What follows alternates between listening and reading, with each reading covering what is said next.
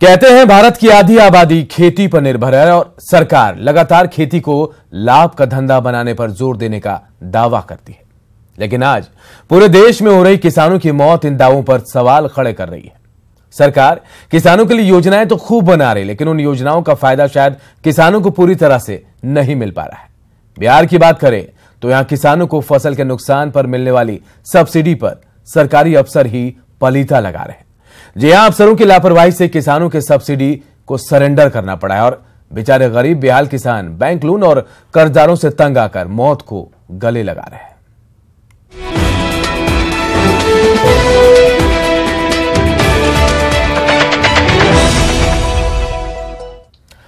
तो बिहार के किसानों के लिए प्राकृतिक आपदा ही नहीं, राज्य के अफसरशाह भी डिजास्टर बन गए हैं।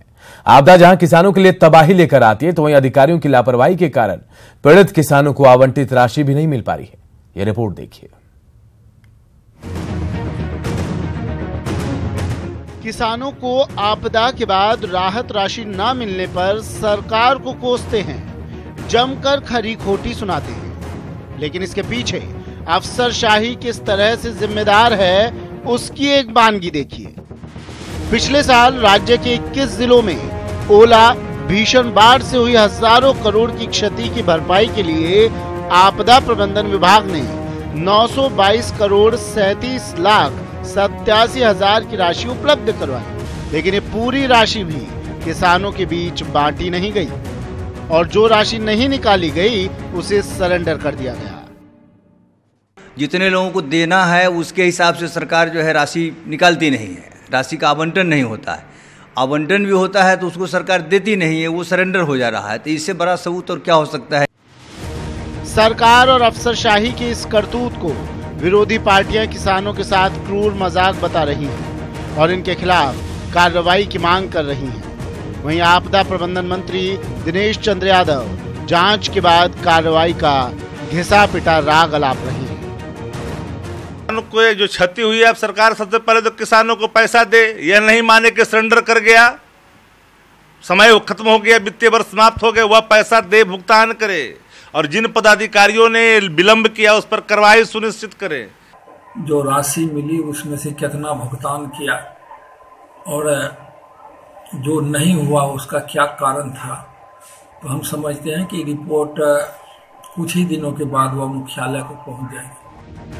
सरकारी सेवा में आते वक्त अफसर पूरी निष्ठा के साथ देश सेवा की बात करते हैं, लेकिन आपदा राहत राशि खर्च न कर इन अफसर ने अपना निकम्मापन ही दिखाया है। लिहाजा इनकी जितनी आलोचना की जाए वो कम ही है। इससे न केवल अफसर बल्कि सरकार की साख पर भी बट्टा लगता है और राज्य की बदनामी भी है। कुलभूषण, न्यूज़ 18 पटना। तो बिहार के अफसरों की वजह से एक बार फिर बिहार के किसान बेबस और लाचार हो गए हैं। अब सवाल यह है कि यह सब्सिडी का सरेंडर है या फिर सरकार या सिस्टम का सरेंडर। इसी पर आज हम प्राइम डिबेट में चर्चा करेंगे और हमारे साथ कुछ मेहमान हैं। जयकुमार सिंह जुड़े हैं, उद्योग मंत्री हमारे साथ हैं बिहार के। रविंद्रनाथ राय सीपीआई नेता हैं, मृत्युंजय तिवारी हैं प्रवक्ता आरजेडी के और मंटू शर्मा किसान नेता हैं। आप सबका बहुत बहुत स्वागत है।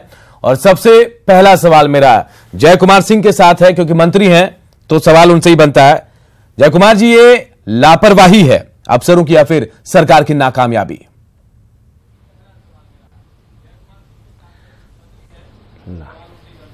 आवाज खत्म हुआ जी,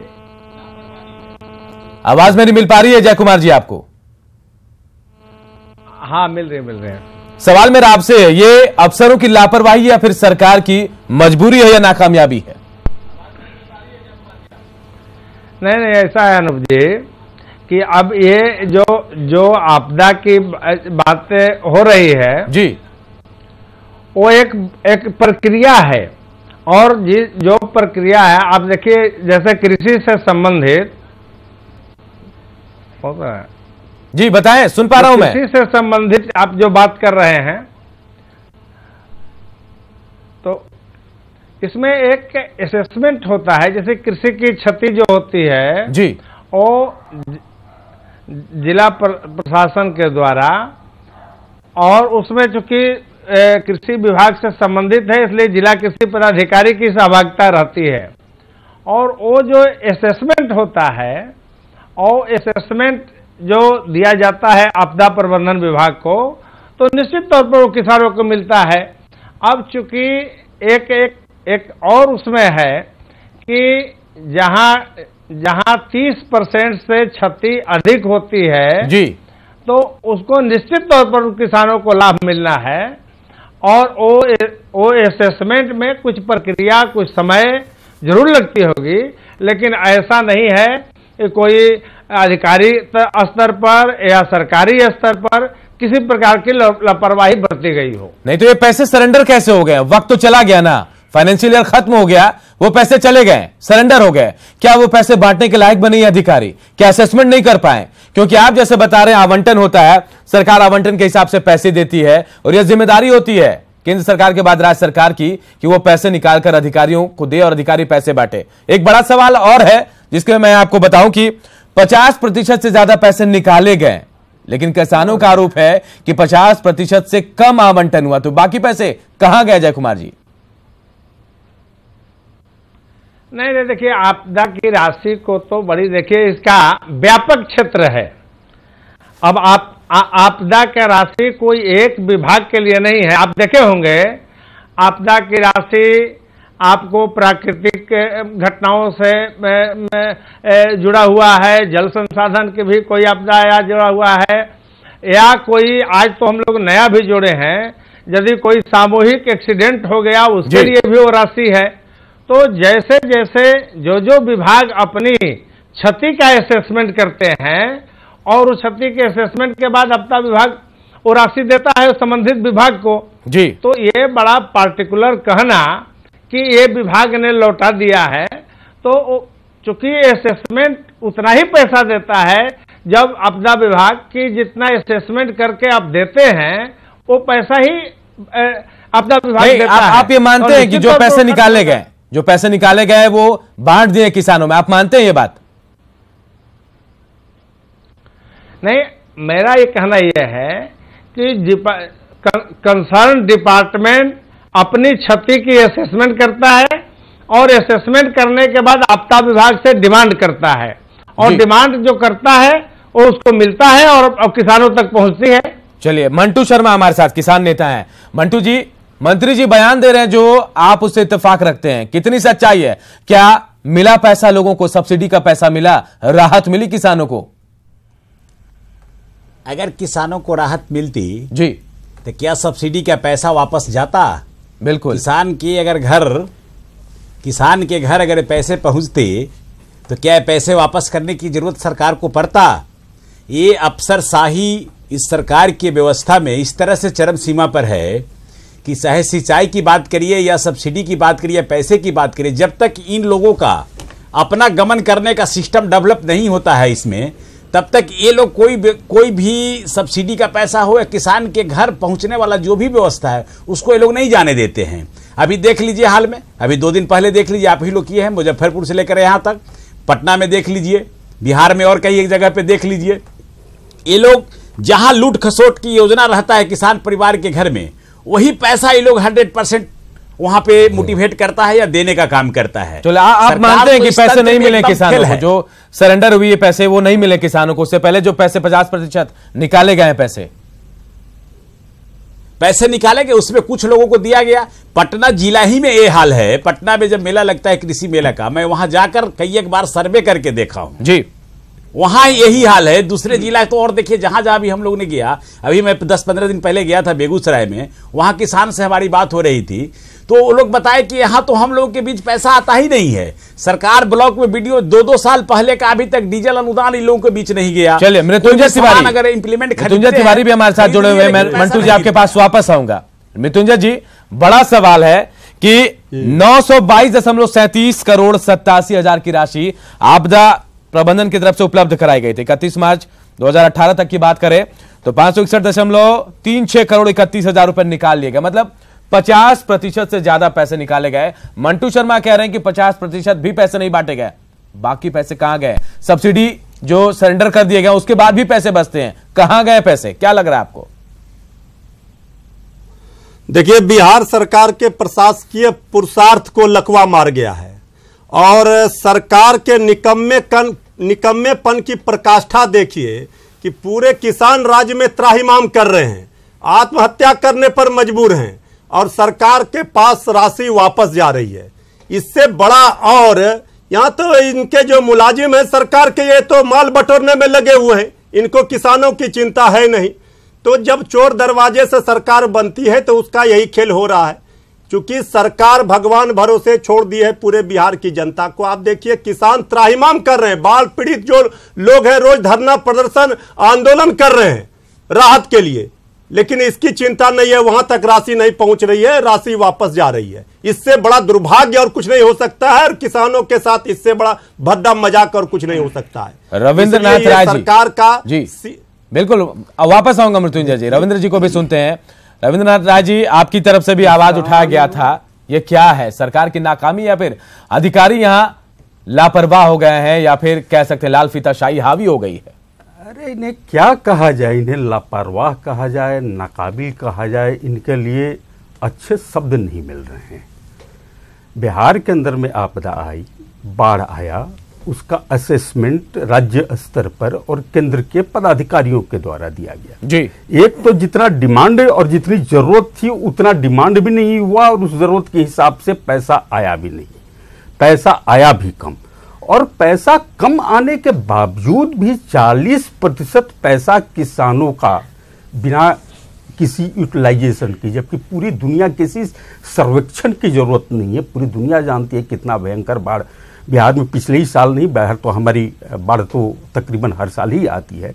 उसमें असेसमेंट करने की भी बहुत जरूरत नहीं है। इतना बार सरकार असेसमेंट कर चुकी है कि अंदाजन पता चल जाता है कि कितना नुकसान किस इलाके में बाढ़ आने का है। उस पर जो प्रक्रिया के मंत्री महोदय बात कर रहे थे, तो पता नहीं इनकी प्रक्रिया कितने दिनों तक चलती है। अरे सीधा दिखाई देता है कितना नुकसान हुआ है, कितना नुकसान नहीं हुआ है। ये प्रक्रिया करते करते अगर यही रहा ना तो सरकार शायद इंतजार कर रही है, हालांकि अब शुरुआत हो गया है। बिहार जब तक मध्य प्रदेश और महाराष्ट्र जैसे राज्यों में जब यहाँ पर बड़े पैमाने पर किसान आत्महत्या कर रहे हैं, शायद बिहार को भी यही बनाना चाहता हूं। ये सवाल मैं अभी जय कुमार सिंह जी से ही पूछता हूं। जय कुमार सिंह जी, क्या इंतजार कर रही है सरकार कि कुछ ऐसे हादसे हो जिसके बाद सवाल उठने लगे सरकार पे? नहीं, एक तो मैं सुन रहा हूं तीनों लोग जो बोल रहे हैं। एक तो किसान नेता जो मंटू शर्मा जी बैठे हैं जी, ये तो कहे भाई लूट खसोट करते हैं।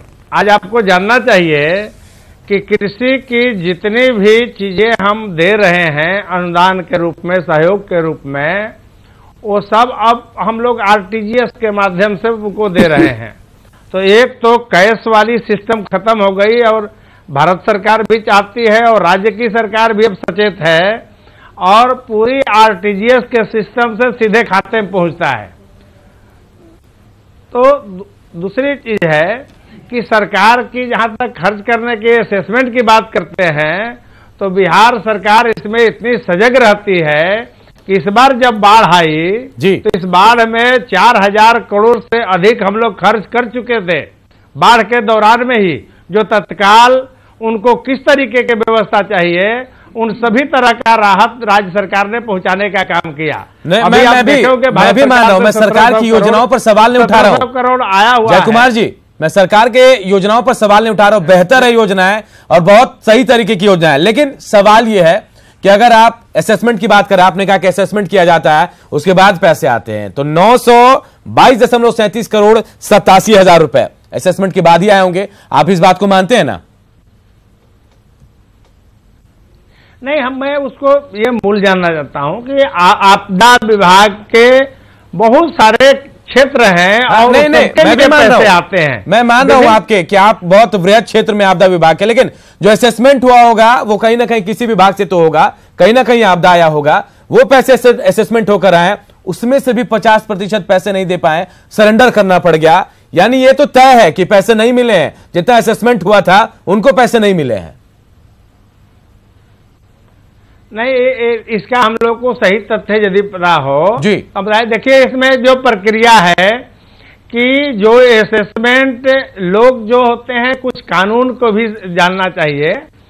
कुछ ऐसे भी जो हम लोग देखते हैं डीजल अनुदान में कि भाई जो प्रक्रिया डीजल लेने की जो सिस्टम होती है उससे बियॉन्ड भी जा करके लोगों की इच्छा हो जाती है लेने का, और ये बातें बहुत लोगों में चली जाती है कि भाई हमको सरकार ने नहीं दिया। अरे सरकार एक कानून से सिस्टम से बना हुआ है और जो चीज बनाया है उसके तहत जो आता है उसको दिया जाता है।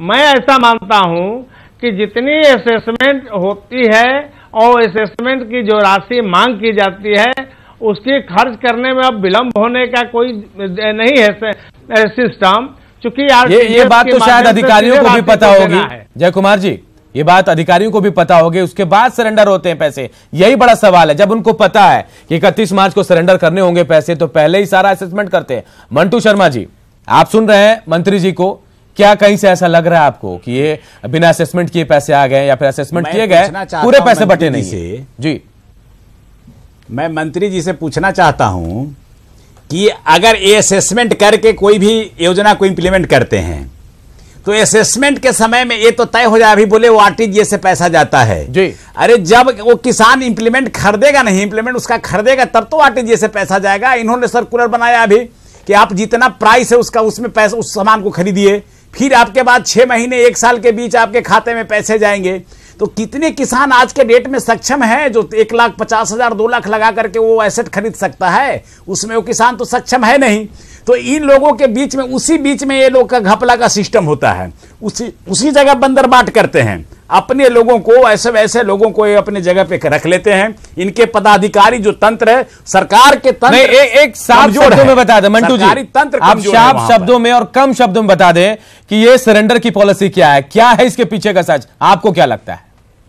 बस सरेंडर की पॉलिसी का बस एक मात्र रीजन है कि ये लोग पैसे को इन लोगों से असेसमेंट नहीं हो पाया और इसमें ये लोग फेल हो गए। इन लोगों को योजना इस तरीके से इन लोगों को माने जगह नहीं मिल पाया कि हम कहां से इसको गमन करके इस अपने सरकार के माध्यम में पैसा आप दोनों बातें सुन रहे हैं, मंत्री जी की भी बातें, मंटू शर्मा जी की भी बातें सुन रहे हैं, और जो असेसमेंट की बात है वो भी। ये हैरानी है कि असेसमेंट केंद्र सरकार भी करती, राज्य सरकार भी करती, उसके बाद पैसा आता है, आखिर कम आता है पैसा। रविंद्र जी ने भी कहा कि पैसे कम आते, उसके बाद भी नहीं बटना अपने आप में हैरानी और बहुत गंभीर मामला है ये।